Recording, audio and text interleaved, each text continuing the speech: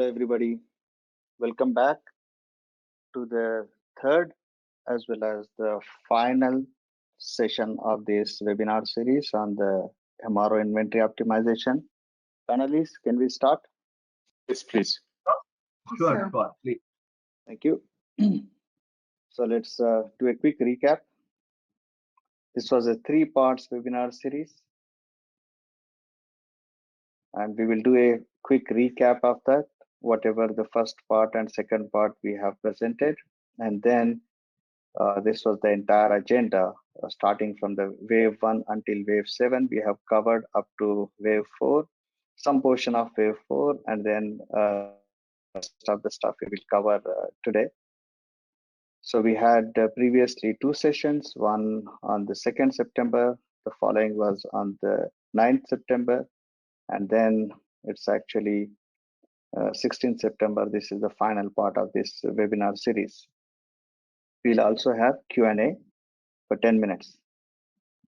So we have with us, I myself, Imad Syed. We have with us Mr. Vijay Kumar and Mr. Ram Bhaskar as industry experts. Imad, we cannot see your screen. You don't see it? No. We can see. I can see actually. Yeah.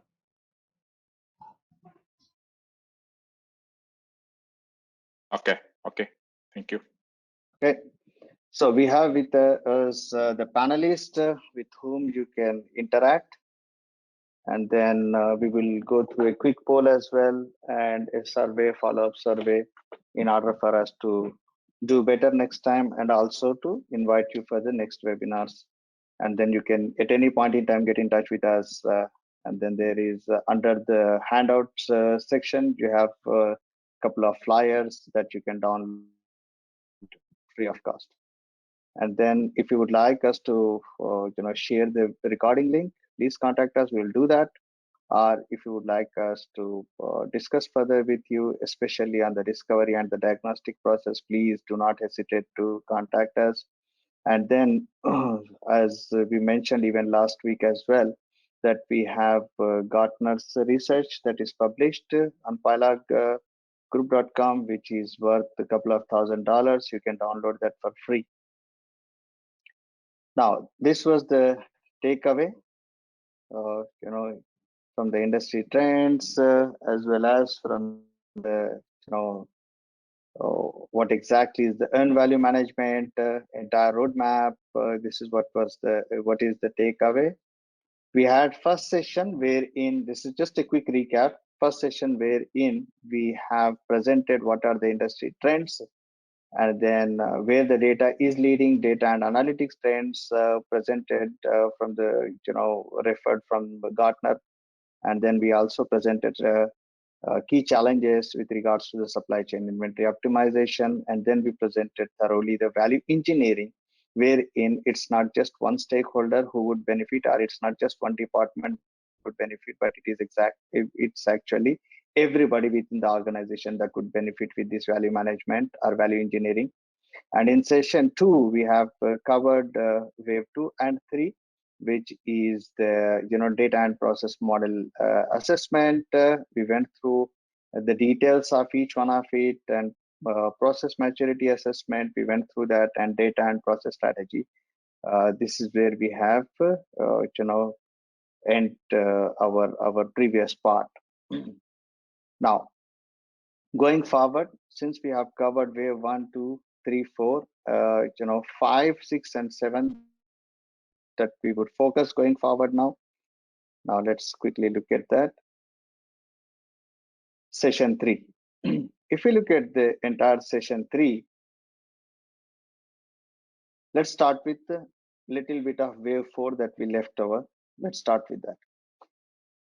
If we look at all our business processes within the enterprise, these are the business processes within the enterprise, such as, R2R, which is record to report, S2P, S2C, plan to produce, as well as acquire to retire, hire to retire, so these are the business processes. But what we are touching today, or we have been discussing, is P2I, plan to inventory.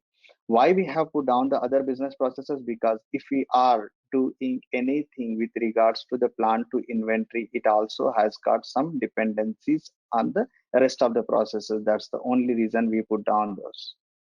Now, if you look at the plan to inventory, what are those things that need to be considered as a strategic initiatives in order to tackle them, in order to improve the inventory? Warehouse planning, warehouse setup, storage conditions, good receipts, goods issue, as well as the rest of the stuff, which is the stock taking and next generation of IM and VM. Are we now going to look at everything of it? Yes, absolutely. But if you have already established something, we would come out with a report stating that what are the gaps within each of these processes, what are the gaps within each of the standard operating procedures, what are the gaps within the deterministic practices of that, and based upon that we look at the warehouse planning. What was it initially planned for? What is it exactly now? And revalidating all the inventory parameters such as the stock levels, reorder point, because we have the EOQ calculators, which are which is actually the economic order quantity, and that we would be able to improve on that. And then even the warehouse setup as well, redefining the bill, bin, rack, all the others which are related to the entire warehouse setup and storage conditions, goods receipt, goods issue, stock taking, everything of that we will draft the strategy. And since we are presenting a generic approach here, we are not specifying each of those things what needs to be done, but the entire strategy would be around all these blocks going forward. Now, if we look at what is the strategic framework that other organizations, the research organizations such as Gartner is presenting, this is really valuable information. Now, the initiative, if we have some initiative or actions that need to be taken with regards to the inventory levels, what would be the value driver for that? What would be the value proposition for that? Absolutely, the moment we reduce or optimize the inventory levels, obviously it will actually reduce the entire working capital, and which is hitting the balance sheet. This is what the CFOs would like to see. The balance sheet should not show a lot more on the working capital. That's what exactly the CFOs as well as the chief procurement officers would look at. And then going through the other one, which is the reduction on excess demand, which is also nothing but improving the optimal levels of the inventory parameters. And then the other one is the consumption based on warehouse replenishment, which is to reduce the warehouse capacity utilization or optimize the warehouse utilization capacity. That's also. And then lowering the cycle times. What will be the value driver for that? And what would be the trade-offs, or what would be the barriers that you would come out of that? So this slide actually represents entirely with regards to what are those key value drivers where you will see the benefits, and what are the initiatives and actions that can be taken. Such as, one more thing is the standardization of the product parts. Standardization will establish the data quality. Standardization would establish the identification of the obsolete materials. Standardization would also establish the elimination of the redundancy of the materials, and also it also improves on the cost savings. So we have also the cost estimation models, or ROI models, which going forward into the next set of slides.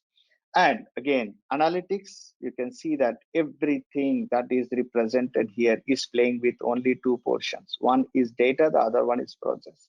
So if we can optimize both the data as well as the processes, then we would be able to hit the right nodes within the organization, so that we can optimize the entire inventory. And there are certain things that are that are derived from the standard analytics, or that are derived from the customized analytics, which are advanced analytics. But this can be established only when we have the right data established, right data quality established.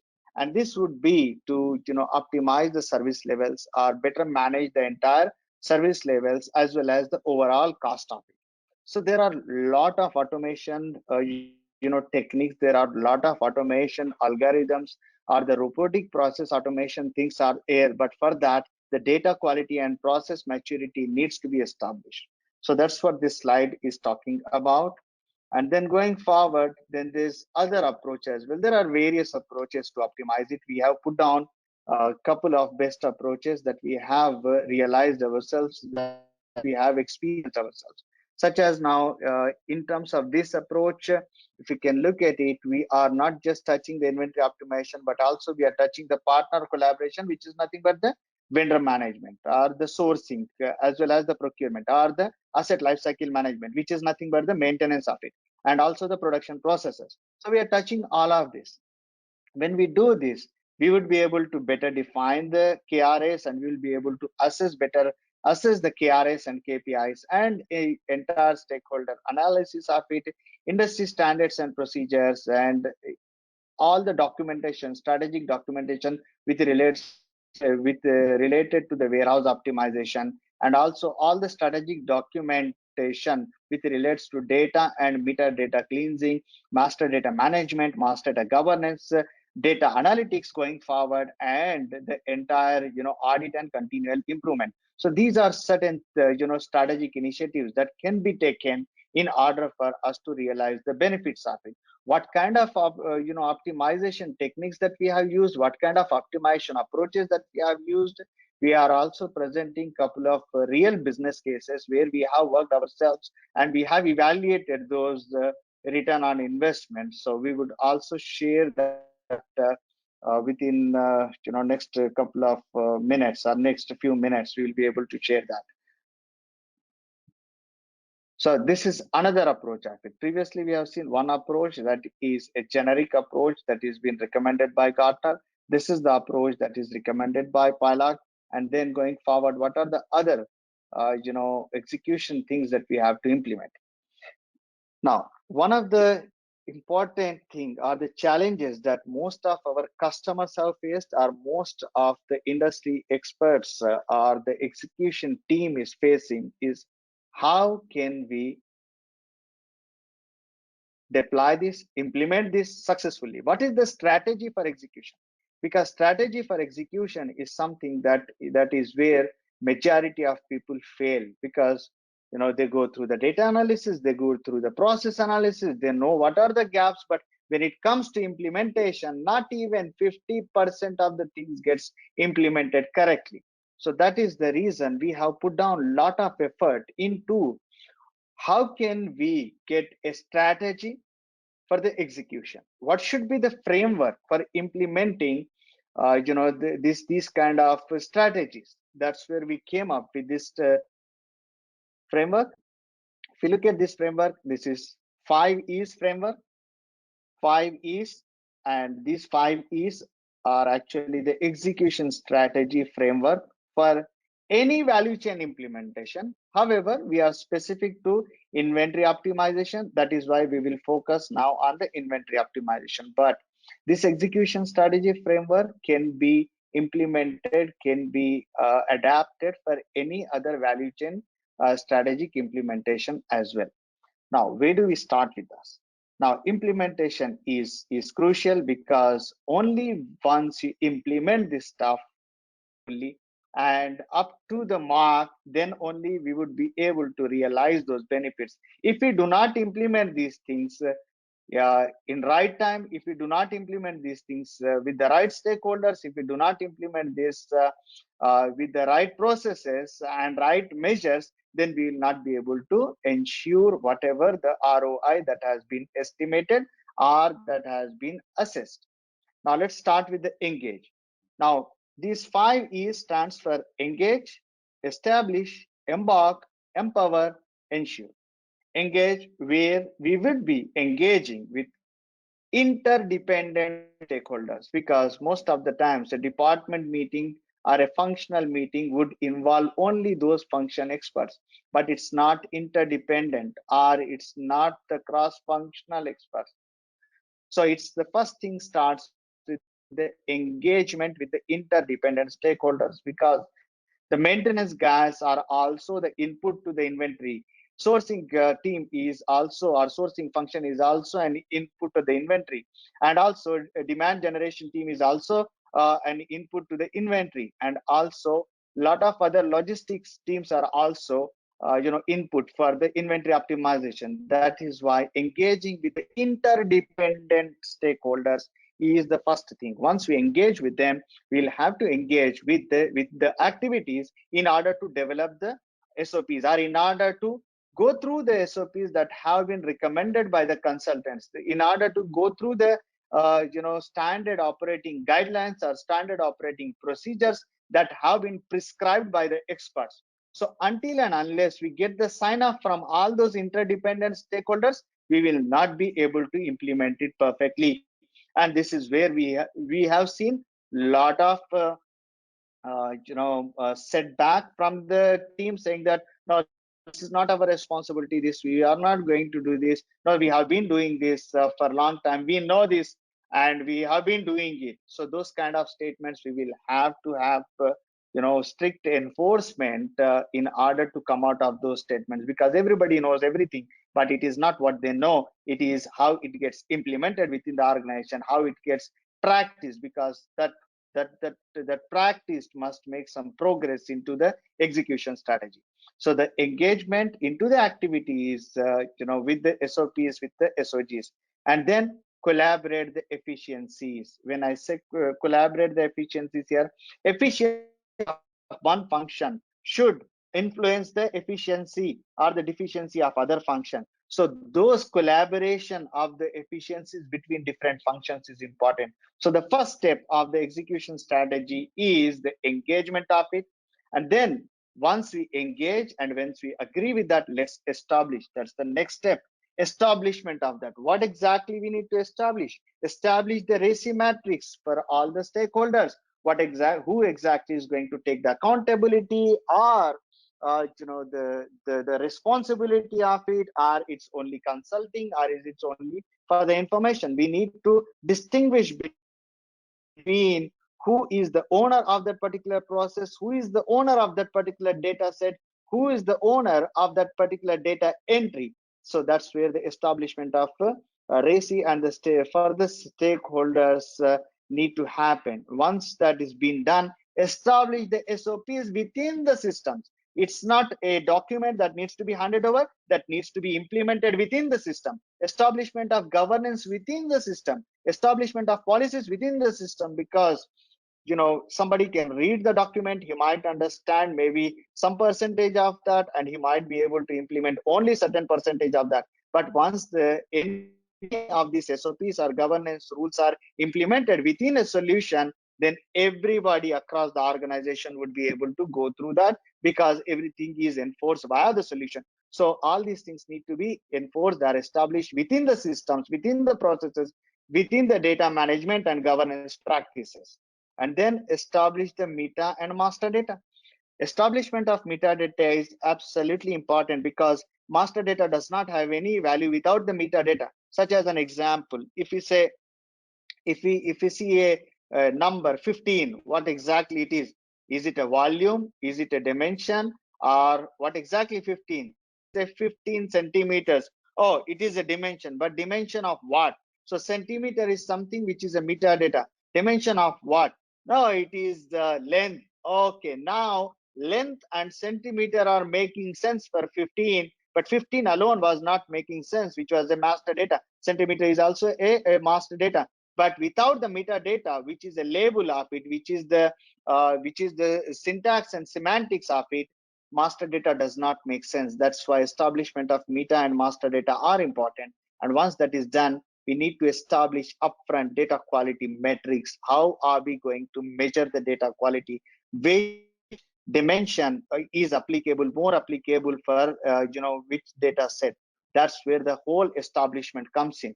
And then once we have done the engagement, once we have done the establishment of it, the third step is the embark, which is nothing but start with that. So embark on the journey, start with that, depart from that point. So wherein we redefine the vision statement. Because what would be the vision statement now? It would be the optimization of the organization functions. or it could be optimization of certain functions, or one or two functions, or many functions. So redefining the vision statement, refine organizational KRAs, KPIs, and this is very important. We always go and determine the KPI and KRA for a role or a title or a function, but the organizational KRAs and KPIs are also important in the value engineering, in the value chain, or in the earned value management, because without that, everybody will not work towards those goals. And then next one is the awareness and change management. This is where there need to be a lot of effort that needs to be put into the awareness and the change management of all the organizational changes, or be it a process change, process improvement, or be it process augmentation of the processes, or data quality assessment, or how do we evaluate that. All that change management and awareness need to happen. Once that is done, each and every strategy need to be implemented one after other based upon the risk assessment. Look at the risk of it, lower the risk, implement it quicker.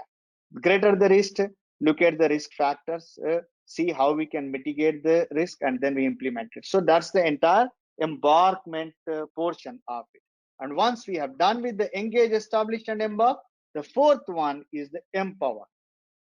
Now, once we have done the embarkation, we might not have the right skill set for those stakeholders, then we need to empower, which is upskill, cross skill the stakeholders, or whoever are those that are involved within the process, or within the organization, within that function. As part of the RACI matrix, we need to upskill, cross skill the stakeholders. They need to also understand some of the cross functions in order for them to better manage their own KRAs and KPIs. And then empower systems, technologies, and platforms, because there might be certain systems that need upgrade. There might be certain technologies that need replacement. There might be certain platforms that need more power into it, such as the machine learning, such as the RPA kind of thing, such as getting the data directly out of some of the sensors. So all those empowerment needs to also be done within the systems, technologies, and platforms. And once that is done, 4 steps are done. Fifth one is keep on ensuring whether the periodic audit of the data and governance policies is implemented periodically, whether it is done or not, because you cannot implement it now and then measure it only after 5 years. You need to do that periodically. It could be quarterly, it could be half yearly, or it could be yearly, but there need to be some data audit and process audit that needs to happen in order to assess the maturity of those data quality, as well as the process quality, as well as the governance of both data as well as the processes. And then KRS and KPIs need to be measured regularly, and this has to be system driven. If this is not system driven, then there could be manipulation of the the weightages of the KPIs and the KRAs. And then determine the data and process maturity going forward, and then always plan for accommodate the innovations, because whatever the models that we are establishing now, probably in 2 years time, those need to be revisited, so that additional innovations can be incorporated, or additional refinement can be done. And once all these things are done, then we will be able to measure the ROI. So this is actually the entire value chain execution strategy framework, which is 5 E's: engage, establish, embark, empower, and ensure. Moving forward, where would we see the improvements? What are those things, and how are we going to evaluate that? And what is the value management of that? Let's look at that. So category, value drivers, and expected improvements. Now, if we look from the qualitative perspective, there are certainly strategic benefits and premier processes. Why premier? Because we would have already redefined the processes. So improved operational safety and end user satisfaction, reduce risk of non-compliance, that's 100% compliance once we implement these strategies. Improved sourcing management, reduce human errors and free text spend, because we are tying the master data with metadata. So master data, metadata, both are governed, and transaction data is derived based on that meta and master data. That's why human errors are reduced, because the data is tying up itself with the syntax and semantics, and there are seldom there are some human errors. And then unless somebody enters wrong values, that's a different debatable thing. And then build the foundation for trustworthy, timely, and accurate business insights, because business insights will give us how the business is performing, whether it is underperforming, overperforming, whether what are the bottlenecks within that. So this would be the foundation for trustworthy, timely, and accurate business insights. And then also we can have the dashboards, or the CXO dashboards, or whatever we refer them. All the dashboards are the business intelligence reports of the spend management, category management, vendor or contractor engagement, sourcing management, and data maturity. So these kind of dashboards can, and automated application of best practice templates. So once the metadata, the dictionaries, the ontologies are implemented, taxonomies are implemented, then the software itself will adapt to those standards, and it generates automatic descriptions, it generates deduplicate reports, it generates the obsolescence reports. It automates most of those things, and then ensure better integration with the ERPs, any of those ERPs. And then going forward, from the quantitative perspective, business impact is that optimization of inventory parameters with the RPA, that would absolutely improve 20 to 30% at the first time, and going forward little bit of reduction in that percentage, but improvement would be there from the quantitative perspective. And comparative cost analysis you would be able to do based upon the standard specifications that are generated out of the meta and the master data, and that would help during the sourcing and procurement, and reduction of rework and improvement of the reusability, as well as because of the standards and the standards perspective. And then complaints resolution from end user and vendors would be reduced, absolutely would be reduced, because even the vendor knows that what exactly is the metadata that we are using based upon the specification, and even the end users also knows that. So we would be able to bridge the gap between the end users and the suppliers or the vendors using the taxonomies there. And then reduce unplanned or demand request, because everything, all the demands have been catered for, and reduction of EHS non-compliance, that's another one. And then if you go to the other one, smarter decision making with complete insights, quick turnaround time for the procurement and vendor selection. All these are intangible at this point in time, but once you improve it, once you implement it, the process itself will tell you what kind of improvement has happened within the process refinement. And then rest of the other things, reduction of unnecessary inventory holding cost, we'll see what kind of volumes or what kind of values that we have achieved, and seamless integration of systems with high quality data and refined processes. So this is from our research, this is from the industry experience what we have. These are the benefits, and these are the benefits every stakeholder is actually looking forward to. Now, those are the benefits. Now, if we look at very specifically, what is each KRA and what could be the expected percentage of ROI? Let's look at that. And this is again from the industry benchmarking. Reduction in inventory holding cost for whichever organization it is, for whichever organization, at least cost reduction on the inventory holding cost. If that running for the past 5 years, it would be 6 to 8%. And this is from the industry benchmarking perspective. And reduction of non-moving stock with regards to overall stock value. So at least 10% reduction, at least that's a 10% reduction. And reduction of space in warehouse with regards to the damages or non-compliance, or with regards to the shortfall of the storage conditions, cost reduction of around 5%. And then from the improved warehouse operations perspective, warehouse operation cost, absolutely you would see that in our even ROI that we have that we would be presenting as business cases.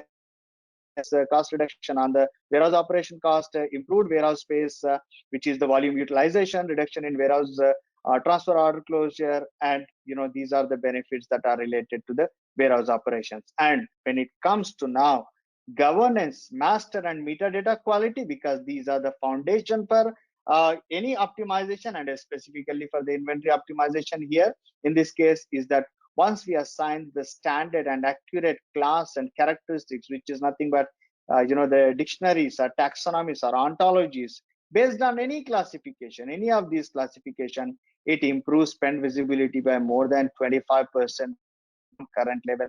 Absolutely, uplift or of 25% from the current level on the spend visibility.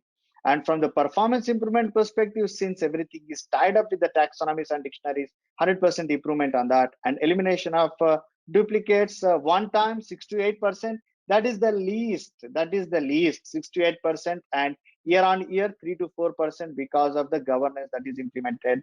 And then comprehensive, consistent, standardized technical description, which is improving the delivery efficiency by 2 to 3% year on year. So those are the KRAs and the KPIs based benchmark.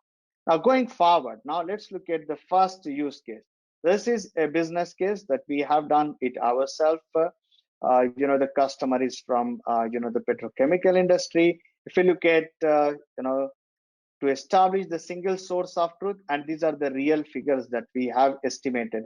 These are the real figures that we have evaluated going through the discovery and diagnostic phase. These are not some numbers that are thrown into the deck. These are the real figures. And if you look at for an organization with 65,000 MRO records, we found about 10 to 12% of the duplicate records, which is cost saving of 13.6 million USD. Straightforward. Yes, we might debate on that. No, some of them are not duplicate, whatever it is, but 13.6 million USD is a significant number for an organization with 155 million US inventory value. That's a significant number. And then total inventory value was 155 million USD, and non-moving inventory was 44. And once we have performed the data maturity assessment, we could establish that based upon the data maturity assessment, based upon the optimization of the inventory parameters, you could see that year one, 30.2 million USD. This is what we have estimated based upon all the algorithms what we have. So that would be the savings. And then year two, 9 to 10%, because certain things are cycled into next year. That's the reason. And going forward, it could be 4 to 5% on a consistently improvement on year savings.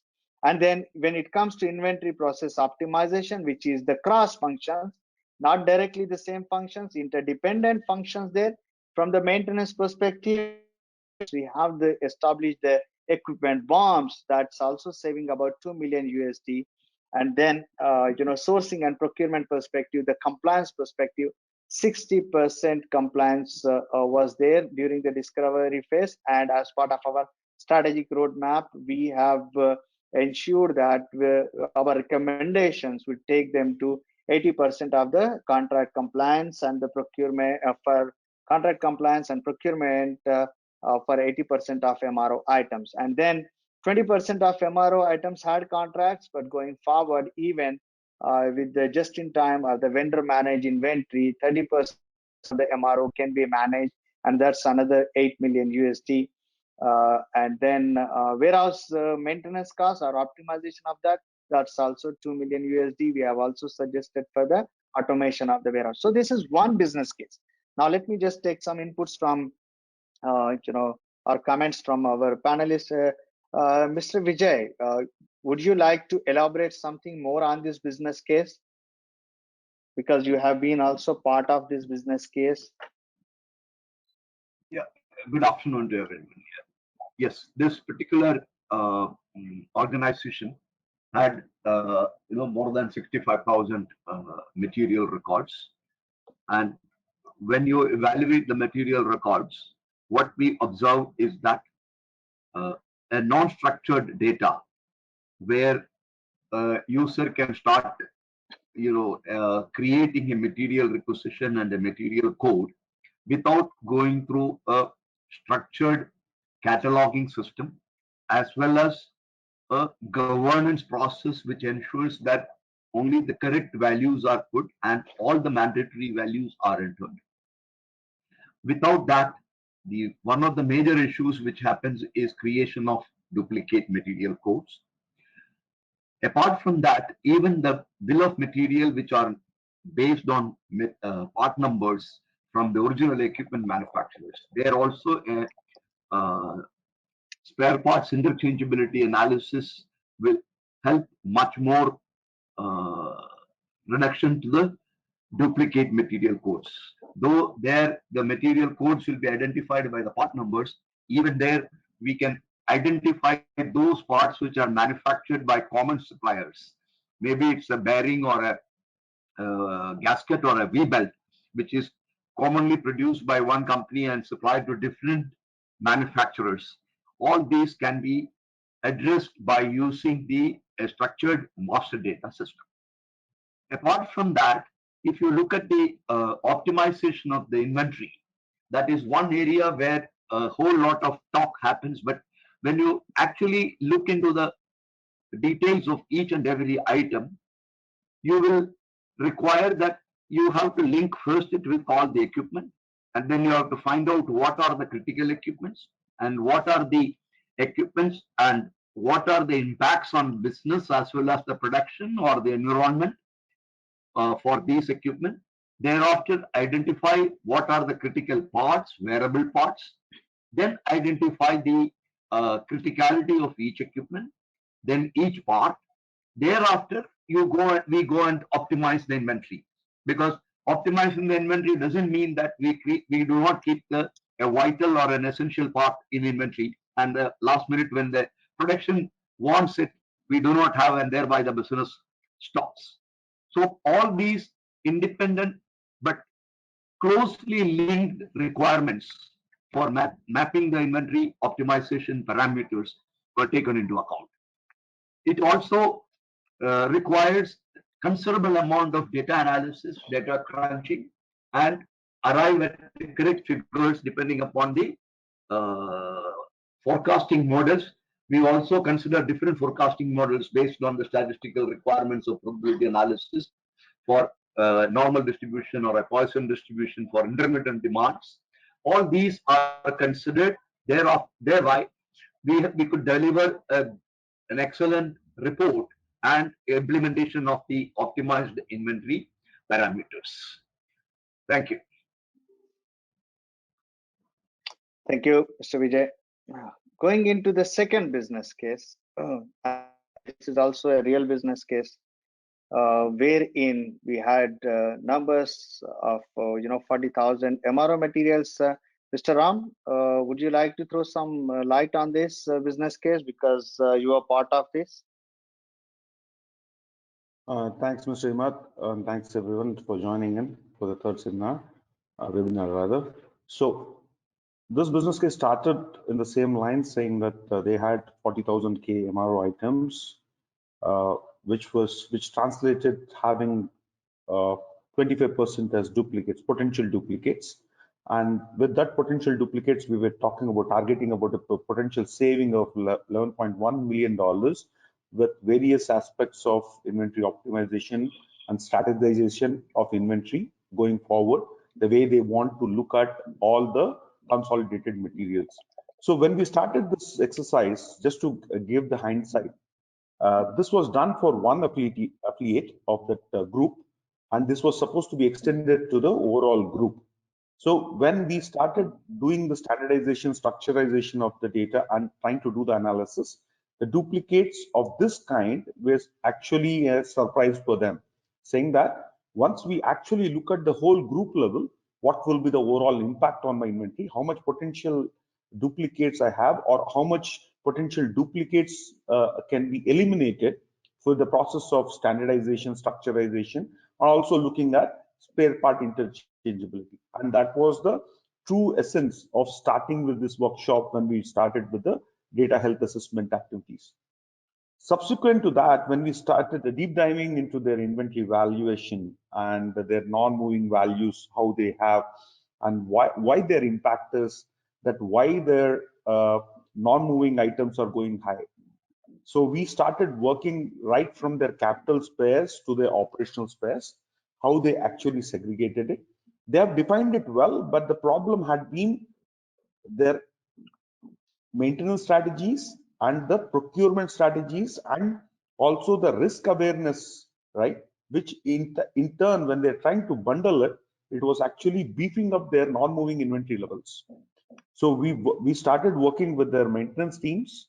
We started working with their procurement and inventory teams, which were actually headed by one supply chain head there. So he started understanding that the complexity of managing the multiple aspects of inventory management was actually to do with the centralized planning and effectiveness. So the strategies which are built on the inventory, translating into from their maintenance requirements or from their production requirements, were actually bundled together for effective saving of around 15.4 million for the year one, in order to normalize the inventory for one entity. I'm just talking about one entity now, and then effectively translating that into optimizing of their stocks year on year by almost 7%. So this involved a lot of metadata controls, not just master data standardization, but also it involved a lot of metadata controls in order to arrive at that factors. Okay. And then we also looked at their interdependencies, right? When we talk about interdependencies, we looked at the way they create their EBOMs, how they structure their EBOMs. Are they EBOMs in tandem with their MRO material scope, right? Like for instance, 40K materials, does it constitute to all the EBOMs for operational and capital needs for their MRO procurement? If not, then how do they need to expand their MRO base in order to have the right material base with them, with the right quantity for optimized maintenance strategies? And that is also taken as part of the inter-process dependencies, working with the sourcing and the warehouse teams. We have been optimizing it, which translates into around $3.2 million saving just for year one, because this is a small entity of the entire group. And once this has been effectively implemented in the next one quarter, which we are aspiring for, that by end of December, we'll be able to implement all these strategies with them. Then moving forward, based on the benefit, that is the business case also, we are helping them to build a business case in order to translate these benefits to the other associates. So this talks about not just with the data, master data, but also process optimization. And this is the true business case which we have been working upon, and the results have been showing. Any questions? We're open to take it. Thank you, Ram. Thank you, Ram. So those were the business cases, and the numbers are true numbers here. Only thing is that we are not revealing the customer name. Now, going forward, what is the strategic roadmap?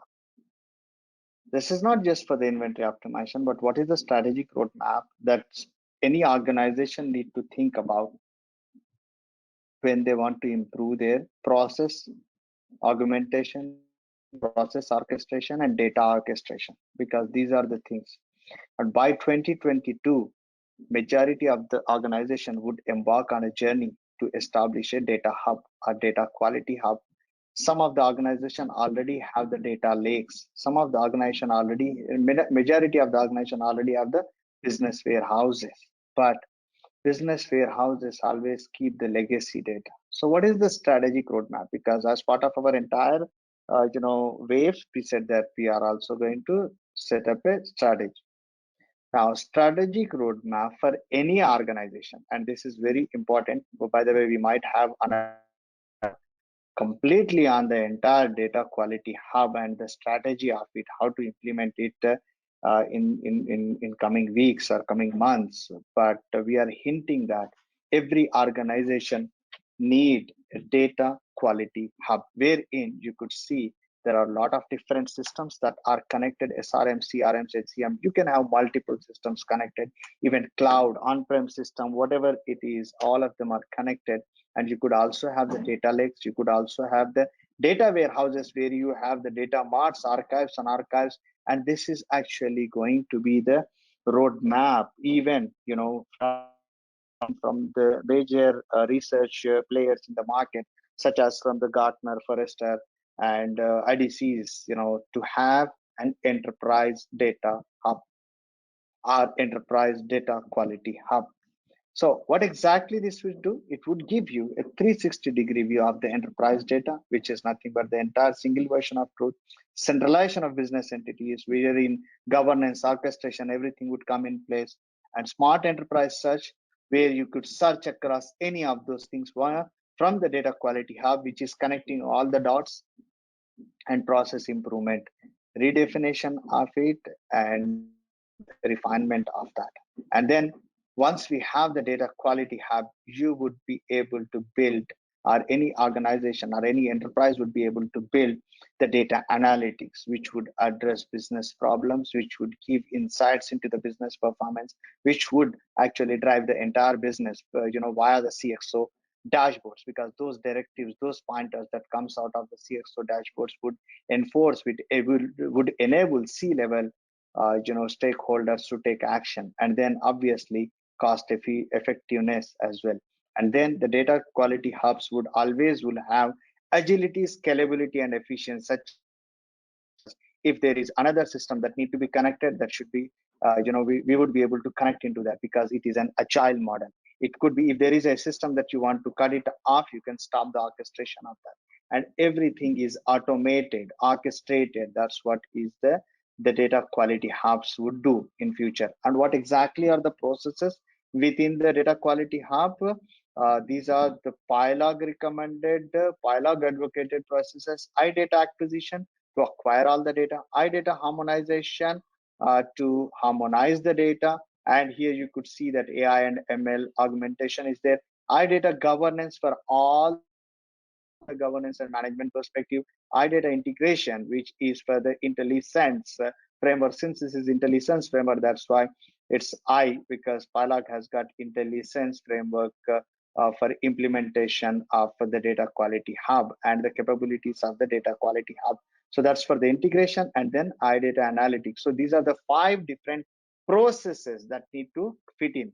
Again, we are not talking about technology. We are not talking about any vendor, OEM vendors. We are not talking about that. We are talking about the processes, because if the processes are implemented properly, then definitely there would be a lot more for the data maturity and process maturity going forward. And then wrap up of it, what we have seen for past 3 sessions. There is a roadmap. Don't jump onto the conclusion until and unless you initiate the discovery phase, go through the data health assessment, and then the process model assessment, and then design develop the strategic roadmap, implement measurable low risk stuff, and then implement all the strategies, and then orchestrate and then automate the entire process. So this is what we have learned. And then from the value chain execution strategy framework perspective, never ever underestimate the execution, because execution is something that would give us a insurance on what exactly has been implemented. And then the data quality hub is the roadmap. Now, if you would like to go through a discovery phase, or if you would like to go through a diagnostic phase, phase or process, please do contact us, because what exactly you would get out of a discovery and diagnostic process, if you engage with PILOG, what exactly you would get. First of all, yourself or your organization or the stakeholders, interdependent stakeholders, they would get the awareness on the entire P2I process, market trends, where exactly it is going, what are the strategies that other industry players are implementing. And then we can do the acquisition of the data and the process models, and understanding of the as-is data process and ERP landscape. This would be part of the potential deliverables for the discovery and diagnostic process, data health assessment, data maturity assessment, process maturity assessment, and then demonstration of diagnostic reports, and propose the roadmap for that. This is what we as experts, we as industry experts, PILOG would be able to bring into the lives of our other organizations, our customers, our potential customers are. If you would like to know more details about that, please do not hesitate to contact us in this regard. And then, so that's the last slide. But what next from now? Are we, because there have been a lot of questions that have been asked saying that what next? Are there any other webinar series? Yes, absolutely. Majority of the webinar series would be tied up with the Industry Revolution 4.0, because that's the whole smart enterprise objective everybody is driving. And then in terms of that, upcoming webinars is asset lifecycle management, data governance and analytics, digital or the business transformation, and then data migration and consolidation, because that's also a challenge. And by 2024, more than 40% of the enterprises will go through a digital transformation program wherein the data need to be migrated or consolidated. And we would like to, set the roadmaps. We would like to put down the recommended paths going forward. And then business partner lifecycle management, because business partners within any enterprise, they carry a lot of value. So that would also be another webinar that would be coming in. So probably we will announce that very soon, and we will also invite all of you whoever have registered for this webinar. We'll send you the invitation. Do register yourself, and then you would be able to attend to the webinars, and we will keep you notified with whatever the schedules that we determine going forward for these webinars. So that's it from the presentation perspective. We welcome to take any questions. Thank you very much for attending and showing your interest and asking the right questions, and trying to understand or add value within your organization. We appreciate your time. Samad, there is a question here to summarize the slide 49. Can you please go back?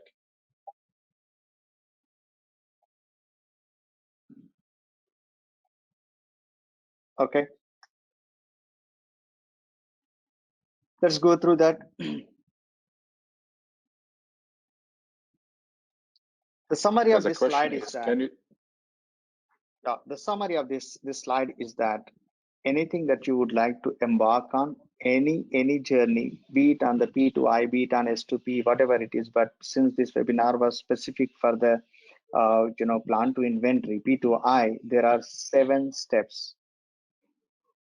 Step 1, wave 1, wave 2, 3, 4, 5, 6, 7. These are the 7 waves.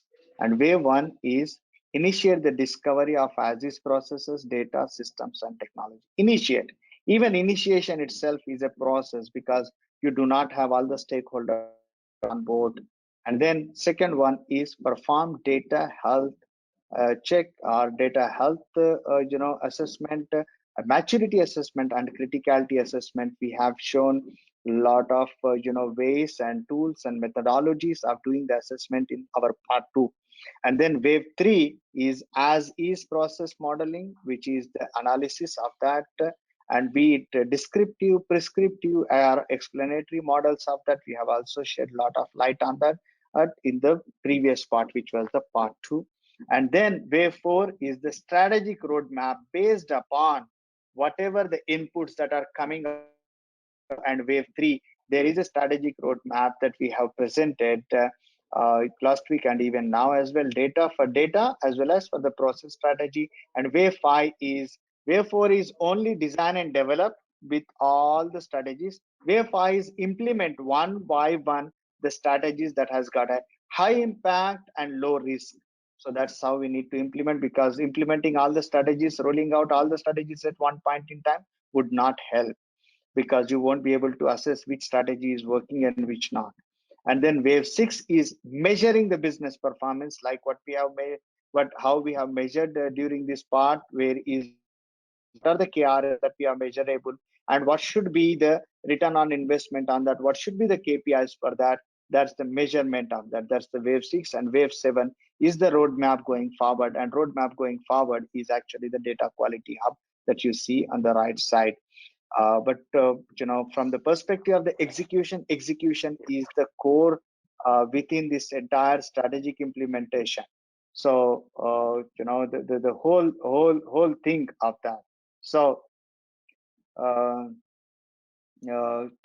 going through the execution strategy, which is engage, establish, embark, empower, and ensure, which will make sure that wave 5 is implemented, so that we can do the assessment again, or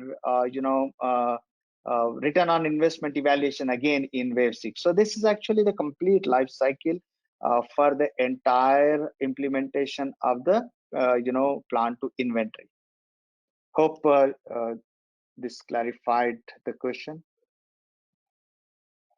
Thank you. Any other questions?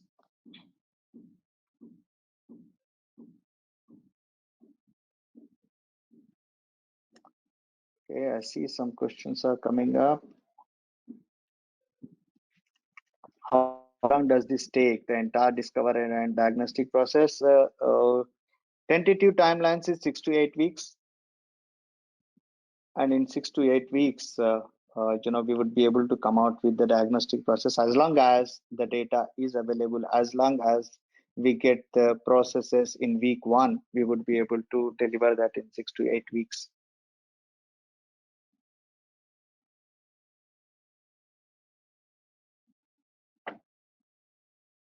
So if there are any other questions, you are welcome to ask the questions.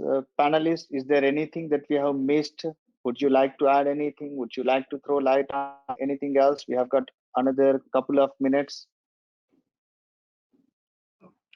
Nothing As from I my had side. explained last time, the good quality data will also help in establishing a B2B business scenario wherein you can have the automated transactions with the vendors or customers, like automated orders coming and processing, because your data is clean and understood by the rest of the world. Say the descriptions are clear, specifications are correct. So we can even automate our procurement process, wherein, as soon as the stock comes, say below a level, you can always issue a particular, even for tendering, you could automate this, and the data could go directly to the vendor, and the vendors could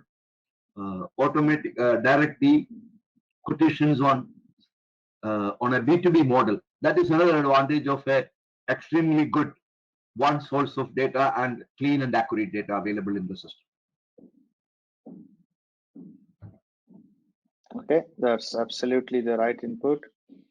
There is a poll that we are running. If you can kindly, answer the poll. I have one more thing which I would like to add here for this, Ram. Yes, See, please. in the modern day analytics, and when industries are looking at automation, right? The MES, DCS, SCADA integration, and also looking at the performance of the equipments and the spare parts needed for inventory management can also be fetched automatically based on the performance and the indication given by the systems. And that MES level 1, level 2 integration with ERP is predominantly there in most of the industries. That also we can fetch and try to optimize our ERP planning or our planning for inventory optimization on a real-time basis. And that is something also which we can do through our machine learning and artificial intelligence. That is something which I would like to add to the viewers, that this is going to be the future, that it is not dependent on the manual planning or the timely planning. It is a real-time planning and real-time optimization, and keeping the whole collaboration framework of supply chain intact. That is what is also followed extensively, typically in the airline industry today, and it is now growing much beyond. And that is where we can support them even. Thank you, Ram.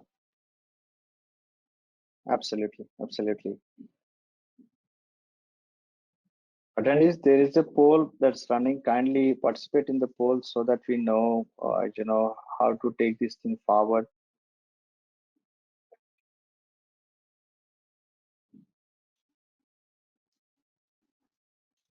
So if you show some interest in any of these topics, we would definitely invite you again for those topics. And there's just last one question left in the poll. And we appreciate your time, and we appreciate all the questions that have been asked. And thank you very much for your time. And we are looking forward to see you again on our next webinar. Thank you very much. Thank you, panelists. Thanks, everybody.